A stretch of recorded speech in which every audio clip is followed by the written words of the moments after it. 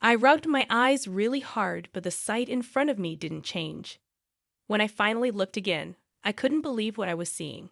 Our house looked completely different, like it had been made bigger and changed somehow. Hi, I'm May. I'm 43 years old and I work at home. I've been married to my husband Jim for 15 years, but we haven't had kids. That's okay though, because we're happy together. We made a promise before we got married, and as long as we stick to it, everything's good. When I was young, my parents died, so I only had my husband's parents, who I call my own. We used to live just a short bike ride away from them, which was perfect. But things changed when my father-in-law died suddenly. It hit my mother-in-law hard, and we did our best to help her through it. After about 6 months, she started feeling better. But then things got weird. My mother-in-law started coming to our house all the time, every single day, even when we were busy. She'd let herself in and say she was taking care of things so we could go to work. At first, I thought it was nice of her, but it started getting annoying. I wanted to talk to my husband about it, but he was always out when I got home from work. One day, I came home exhausted, and when I went to change in the bedroom, I saw this huge vase that wasn't there before. I was so surprised, I screamed. When I went back to the living room, my mother-in-law was there, eating crackers and making a mess. I asked her about the vase, and she said she put it there. It was this big Japanese-style vase that didn't fit with our Western-style room at all. I couldn't understand why she put it there, and she didn't seem to get why it was weird. Now, she's eating chocolate next to that precious vase a colleague gave me as a souvenir from their trip abroad. But let's put that aside for a moment. The bedroom used to be plain and boring, but now my mother-in-law says it feels much better with the vase there. She seems to be enjoying herself. If someone thinks the huge vase next to the bed is interesting or improves the atmosphere, I'd want to question them for a long time. It's so out of place. And she brought it here herself, not through delivery. That's impressive. But now is not the time to be impressed. Are we seriously keeping that vase? My mother-in-law then complains that she's tired from moving the vase and asks if dinner is ready yet. She expects dinner too. What did I do all day? Worked hard moving the vase, she says. Can she please go home? I'm starting to get fed up. At first, I thought she was just lonely, but now I don't feel that way at all. I make sure to prepare rice and meat soup for breakfast while she's bustling around, ordering me around. May, where's my lunch money? I'm looking after the house for you. You're so thoughtless. At least vacuum daily. I'm the one getting tired of looking after the house. Don't modern daughters-in-law care for their mothers-in-law at all? Her endless demands are making me want to tear my hair out. And then she says she's going to stay the night. I'll sleep in the room with my son, and you, May, can sleep on the sofa. Seriously? What kind of punishment is this? She finally leaves quietly after I give her my treasured cookies, her favorite. I'm at my wit's end, Jim. Please do something about your mother. I cry out to my husband, feeling like I've reached my limit. Well, even if you say so, Mom must be feeling lonely, I guess, he replies. I thought that phase was long over. It's like she's trying to take over our house. Saying it out loud made it click.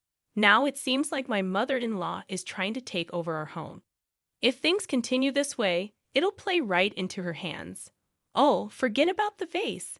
I think this is a problem, but my husband just frowns. Taking over is an exaggeration, he says. It's fine. She's just looking after the house while we're away. We don't need her for that.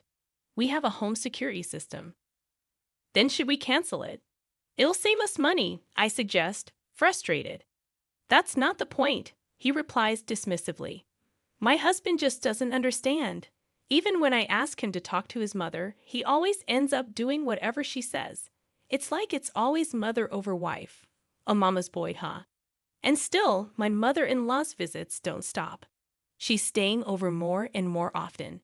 Is her takeover project going smoothly? Why do I have to sleep on the sofa? I miss my bed. Maybe we've been too kind to her after my father-in-law passed away. Is this what they call taking advantage of the situation? As I was pondering what to do, I was called in by my boss at work. Worried that I might have made a mistake, I went to see what it was about. Think you could go on a business trip abroad? He asked. A business trip overseas? A chance to get some souvenir chocolates from a colleague, away from my mother-in-law's reach. Well, it's not like that. Being selected for an overseas business trip means being seen as promising for the future. That's the unwritten rule in our company. No, it's different. I'm moving up, I thought. We couldn't have children, but in return, I devoted myself to my work, and it paid off. It seems God is watching over me. My response, "Of course I am," I immediately said. "Okay. Are you sure it's okay, leaving for a month?" My husband asked. "It's fine. Mom's here after all," I reassured him. "But it's his mother that I'm worried about. When I return from the trip, there might be more pots. My dear, leave the house to me. I won't let anything bad happen. I'll take care of it until you return," my mother-in-law declared confidently. "It's because of you that I'm worried," I thought. In the end, the business trip went too smoothly and got extended. Before I knew it, 3 months had passed, and now I'm back home. "Oh, how I've missed this place," I said to myself. "Yes, it's nostalgic," I continued. "But why is our house under renovation?" I closed my eyes for a moment, hoping it's a dream. But when I opened them, it's still the same. What I see is my home transformed by additions and alterations. What in the world? I dashed into the house. "Oh, welcome back. You're late," my mother-in-law greeted me nonchalantly. "Mother-in-law, what on earth is going on here?" I demanded. Well, we're remodeling. We needed to make it a two-family home to live comfortably," she explained. "A two-family home." Then my husband appeared. "Oh, welcome back, May. You were gone for a long time. Dinner will be simple tonight," he said. "It's not about having a simple dinner. Why am I just back from a business trip, expected to cook dinner?" I protested. "But that's not the main issue. What have you done? Done without telling me? What do you mean?" "We remodeled for cohabitation. It's better to have a two-family home, right?" my husband said, seemingly unconcerned. "Why did you do it without asking me?" I confronted him, feeling frustrated. "This house is in my name, isn't it? I can do what I want with it," he replied, dismissive. But still, I tried to argue, but my husband scratched his head in annoyance. "It's fine, isn't it? It's more convenient to have Mom around. It'll make things easier for you too, so you can focus on your work," he said, trying to reassure me. "And yet you expect me to cook dinner? Housework is a wife's duty, right? You've been slacking off for 3 months. You can at least do that," he added. I felt a wave of exhaustion hit me at my husband's words. Slacking off? Did he just say that? How busy I was overseas, working from morning till night. I didn't even have time to buy a single chocolate bar despite being abroad. And the torment doesn't end there. "Oh yes, I've turned your room into mine." "So where is my room? Did you add it in the extension?" I questioned, feeling a mix of disbelief and anger. "There's no such thing. That extension is entirely my living space. But I wanted a room on this side too, so I turned it into a Japanese-style room," my mother-in-law responded, with a hint of finality. "What?" I exclaimed. "Then where is my room?" "That's what I'm saying. You don't have one." "What?" "A daughter-in-law doesn't need her room." "Let's see, if I had to say, your room would be the kitchen." "Lucky you," she said with a smug look. I was speechless. She took over my room for herself. And now, while I'm working, she dares to assign the kitchen as my room. A quiet flame of anger began to smolder within me. Then my mother-in-law brought out some documents. "You earned money on your business trip abroad, right? Here, take care of this," she said, handing me the papers. "What is this? What does she mean by take care of this?" I asked, feeling a sense of dread as I looked at the documents. $160,000, I gasped. The total cost of the recent renovations was written there. I was shocked at the astronomical amount and confronted my husband. "How do you plan to pay for this huge amount? We haven't even finished paying off the house loan." "How are you going to manage with your salary?" I demanded, feeling overwhelmed. It's obvious that you're going to pay, May. We're relying on your earnings. You'll have to work hard and earn a lot for our sake. My husband said casually, as if it was the most natural thing in the world. In other words, they intended to make me pay the arbitrary renovation cost of $160,000. At that moment, something inside me cooled and then froze over. I was done. These two were no longer needed in my life. I took the luggage I had brought back from the business trip and left, ignoring their attempts to stop me. I booked a room in a business hotel and started taking action. The next day, I returned to the house. The sight of the changed home brought a wave of sadness as I stood there. My husband came out yelling at me. "May, where the hell have you been, and what have you been doing?" he demanded. "I just had some errands to run," I replied calmly, brushing past him and entering the house without a word. As I ignored his further attempts to engage with me, my mother-in-law yelled at me about last night's steak bill. "Even if you tear it up, I remember the amount," she said sharply. I snorted derisively. "I won't pay." "We are strangers now," I declared firmly, shocking my husband with my words. I slammed a piece of paper on the table. "This is a copy of the divorce papers. I've already submitted the original," I declared firmly. My husband looked surprised as he picked up the paper, confirming that it was indeed as I said. "Do you remember what we promised before we got married?" I asked him. He seemed unsure. "What was it?"